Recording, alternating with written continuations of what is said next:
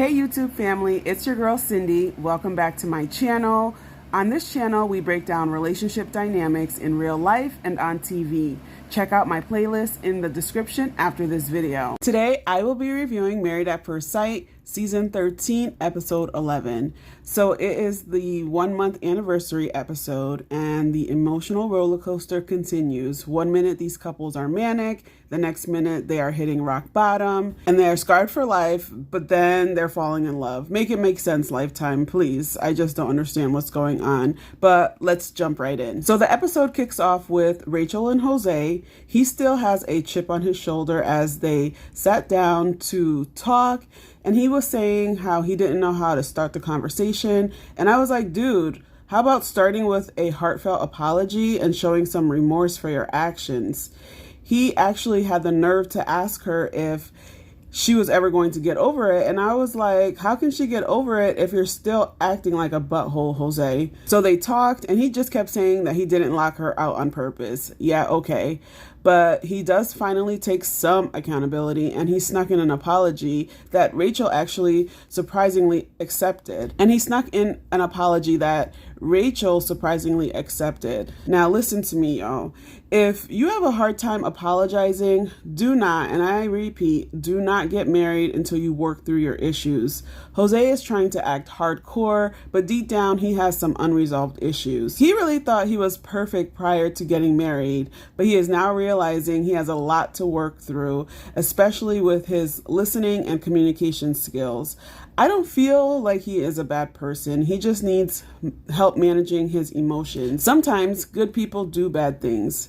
The way he treated Rachel last week was disgraceful, but awful things happen in marriages all the time. People just don't talk about it. I am not at all excusing abuse, but at the same time, ish does go down in marriage, and it's up to the two people in the marriage to decide if they can work through the issue.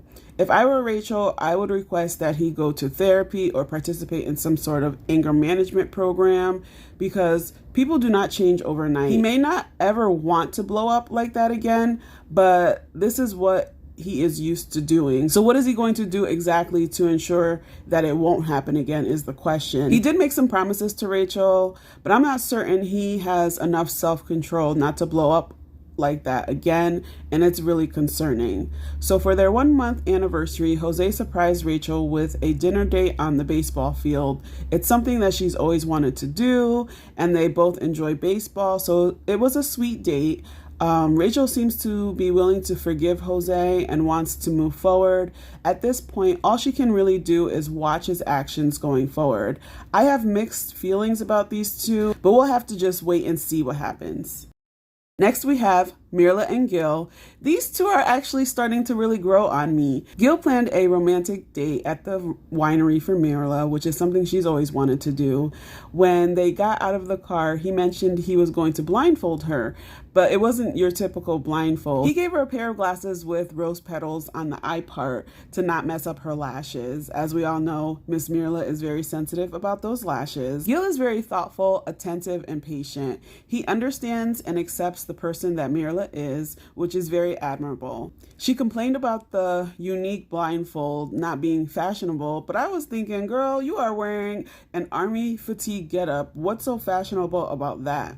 Anyway, during the picnic, Gil professed his like for Mirla, and she let him know she appreciates him for being honest and direct, and that she really enjoys spending time with him. They bring each other joy, and it's really nice to watch. Gil got them some cute graphic tees. Hers said, I am everything, and his said, I have everything I need, which I thought was really sweet. And it feels like they have a genuine connection. I'm looking forward to seeing how things continue to unfold with these two. During this episode, they went on a salsa dancing double date with Zach and Michaela. Gil is passionate about salsa dancing, and he wants to enjoy dancing with Mirla. All I can think was, I hope this salsa lesson will go better than it did last season with Mr. Champagne Vinny. Although she did do some complaining, she was a good sport and participated, but Michaela gave up right before it was time to dance with Zach, and I felt bad for Zach because he was really into it, and then he had to practice his moves with the male instructor, which was a little awkward. After the lesson was over, the two couples sat together and talked. Gil, of course, being the voice of reason that he is, called Michaela out for pretty much dissing Zach and not dancing with him.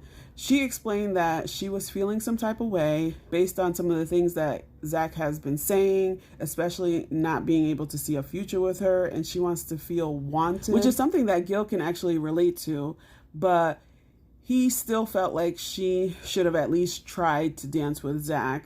I feel like she's just unable to push through her hurt feelings, which is understandable. She is feeling a level of rejection that could actually be felt through the TV and seen on her face. So Zach and Michaela apparently had a heart-to-heart conversation that night, which was not shown on the episode. But let's get into what they had going on for their 1-month anniversary. Michaela set up a romantic dinner date with a piano for them, which was really sweet, but their interactions just feel kind of forced. The way they hugged each other while they were sitting at the piano looked awkward, but it looked like they were trying to have a good time with each other. Zach mentioned he was starting to question his beliefs, and he admitted he needed to think about the other person's perspective. And I was with him until he said he wouldn't change anything that has happened with them. And I was like, really? So last week you were scarred for life, but now you're falling in love? Okay. But I do have to say, these couples are actually showing viewers what it looks like to be on a emotional roller coaster. This happens in many relationships, and it's unsettling because there's a lack of security and commitment when couples are experiencing the emotional roller coaster. They are happy 1 minute and ready to leave the next, which doesn't make for a healthy or successful marriage. So Zach planned a staycation type of surprise for Michaela. He got them a room with rose petals on the bed like it was the night of their wedding, and he got her a bracelet with their wedding date, which was sweet. They seem to have been enjoying themselves, but I can't tell if their actions are genuine. Michaela said she feels like she loves him, which was confusing to me. These two don't know if they're coming or going, but they seem to be trying to turn the corner, so we'll just have to see what happens. On to Ryan and Brett. So Ryan set up a scavenger hunt for Brett that led to a nice guy note and a gift card to kick off their anniversary celebration. But he's in his confessional saying he doesn't want to go back to dating, so he wants to work on the marriage, which sounded like he was willing to just settle to avoid having to be back on the dating scene. And that isn't fair to Brett or even to himself. Ryan just needs to be honest and stop trying to be Mr. Nice Guy, because leading her to believe that there is hope for them will be even more heartbreaking. Brett lets us know she wants him to put in more effort when it comes to intimacy. Basically, she's ready to get it in, but she doesn't seem to understand that he's just not that into her, and I don't think having sex will make things better. Anyway, Brett's dog Baxter got sick and she had to put him down. It's like, poor Brett. She doesn't have a connection with her husband, and now she had to put her dog to rest, which is really sad. Ryan tried to be supportive and let her know he had to do the same in the past, but he wasn't coming across very comforting. It was kind of awkward. He's so checked out, and it's really hard to watch. Ryan actually had set up a movie theater date for Brett, and although she was mourning her dog, she was still able to get herself together to go on the date. She looked really pretty, her makeup was on point, and so she met Ryan at the movie theater, which was weird. I don't know why they didn't just go together. Ryan put their wedding video on the screen, and it reminded me of when Ryan and Clara watched their wedding video last season. It was awkward AF. Then he said he had more hope when he was standing at the altar than he does now. This whole situation is dreadful. I feel bad for both Brett and Ryan. They should be allowed to call it quits at this point, instead of being forced to be around each other or even being around the other couples, because they are the only ones that are not making any type of progress, and they aren't even giving me good friend zone vibes. Like, it doesn't even seem like they could be really good friends. It's just really awkward. They don't seem to enjoy each other's company, and I'm wondering how much longer are they going to be forced to have these interactions. Last, we have Bao and Johnny. So they jumped out of a plane together for their anniversary activity. It looked really fun and kind of scary, but they seemed to have had a great time. Afterward, they sat down together for a meal and to have their never-ending deep conversation. Johnny told her he was 100% committed to her and that he wants to continue to do spontaneous things. Bao, on the other hand, wants physical comfort from Johnny, but he seems to be emotionally disconnected from Bao. They both met up with a friend this episode. Johnny was, of course, complaining about Bao, but his friend asked him what are some things he could do, and he admitted he needs to be more romantic. His friend encouraged him to make the move and give her some reassurance. Her friend, on the other hand, encouraged her to tell him how she's really feeling and to not expect him to be a mind reader. Many women fall into this trap. We want our men to just know things, but they really don't know, and we pretty much have to spell it out for them. So the couples had a group dinner, and of course, Pastor/Counselor Gil asked the group if they were falling in love or in like at this point, and Gil mentioned he was 100% in like and that he can see himself falling in love with Mirla because she is special and unique.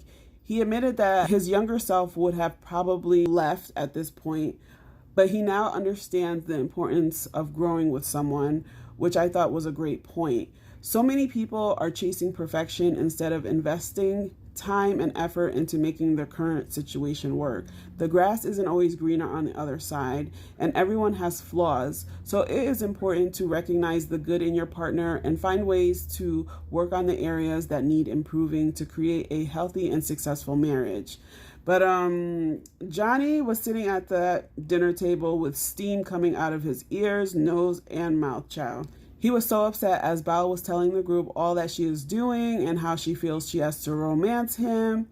Johnny told Jose that she was lying and he feels like she doesn't follow through on things and she tries to make herself look good in front of others. What do you all think? Is Bao doing the most, or is Johnny just not willing to step up his game? Comment your thoughts below, and if you haven't yet already, please click that like button. Join me here next week. Don't forget to subscribe, and I will see you in my next video. Bye for now.